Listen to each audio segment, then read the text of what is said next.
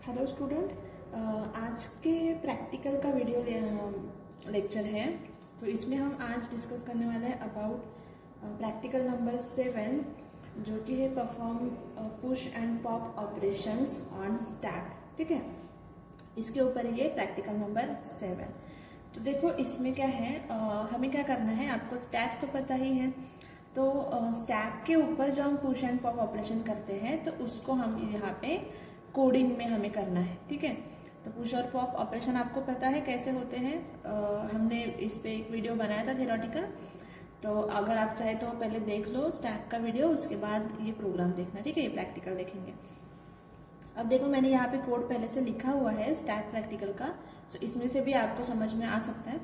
तो देखो सबसे पहले यहाँ पे हमने क्या किया है, as it is header file तो इंक्लूड की हुई है, ये तो मैंने आपको पहले से बताया था। ठीक है, अब देखो यहाँ पे क्या किया है, हमने एक स्टैक लिया है और उसकी साइज हमने दी है 100।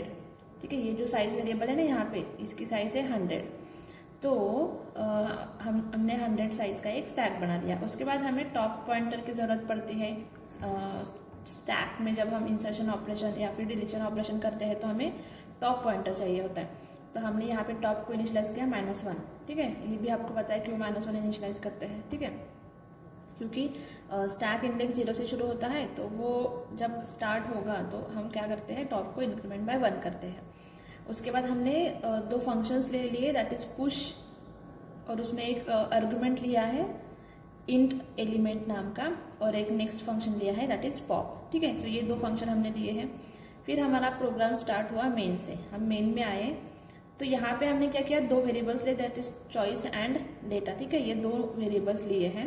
फिर हमने लगाई वाइल लूप, वाइल 1। ठीक है, क्योंकि हमें क्या करना है, यूजर से चॉइस लेनी है, ऑप्शंस लेने हैं कि उसको कौन से ऑपरेशन परफॉर्म करने हैं, पुश करना है, पॉप करना है, साइज करना है, एग्जिट करना है, इसलिए। ठीक है, तो यहाँ पे मैं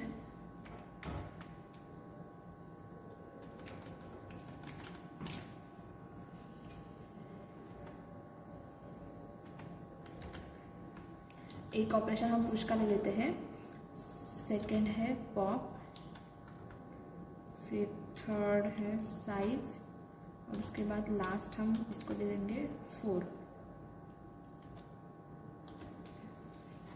ठीक है, तो ये हमें ऑप्शंस डालने हैं, ये सिंपली हम प्रिंट करने वाले। ठीक है, स्क्रीन के ऊपर दिखने के लिए, अच्छा दिखने के लिए ये लाइन और ये ब्लैंक लाइन और ये स्टेटमेंट हम प्रिंट करेंगे।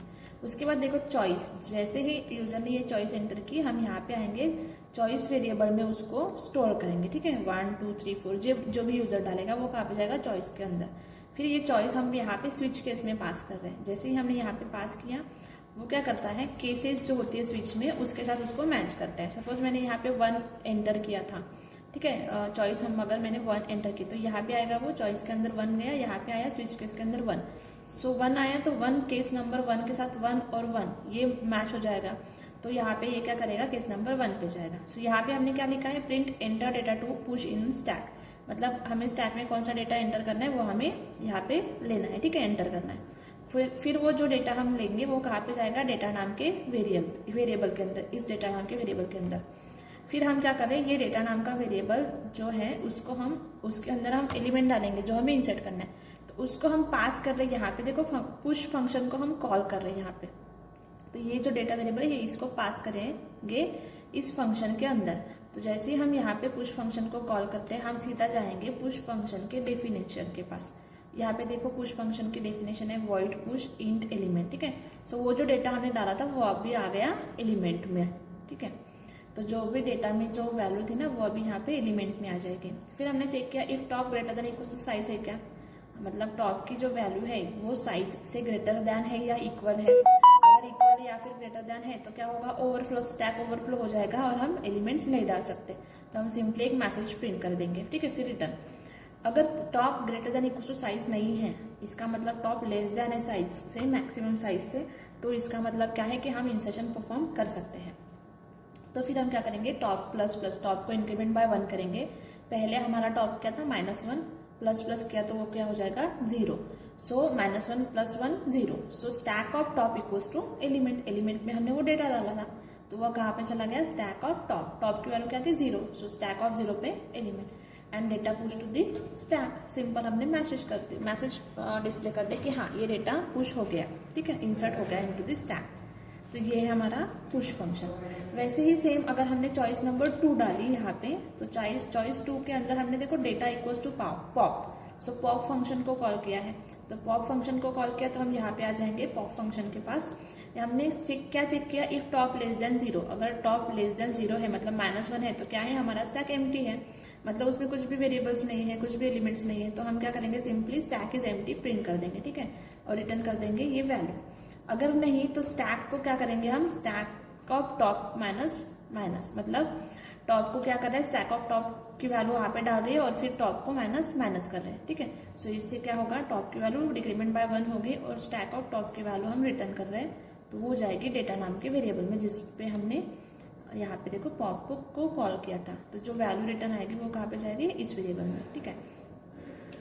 अगर ये नहीं हुआ तो if data not equals to int mean, ठीक है, अगर डेटा हमारा इंट मीन नहीं है तो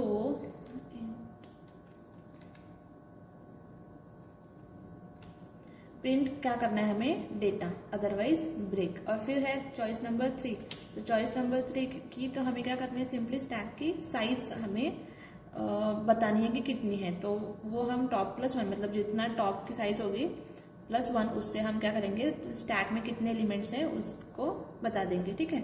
और लास्ट में है एग्जिट के लिए हमने एग्जिट फंक्शन का यूज़ किया है, उसको इसके लिए हमने लाइब्रेरी वहाँ पे इंक्लूड की है stdlib.h, ठीक है। तो ये हो गया हमारा स्टैक। अब हम इसको रन करके देखते हैं। देखो ये रन हो गया। अभी हमने सबसे पहले उनको क्या पूछा है कि स्टैक कंप्लीटेशन प्रोग्राम, ठीक है, स्टैक का प्रोग्राम है। तो हमने उनको पूछा enter your choice 1 2 3 4, you can enter anything, ठीक है। सो मैंने चॉइस 1 डाली। अब देखो अब क्या बोल रहा है, चॉइस 1 डाली तो पुश करना है तो enter element to be push, तो मैं अब डाल रही हूँ 10, ठीक है। पुश हो गया, data pushed to the stack, ठीक है, हो गया पुश।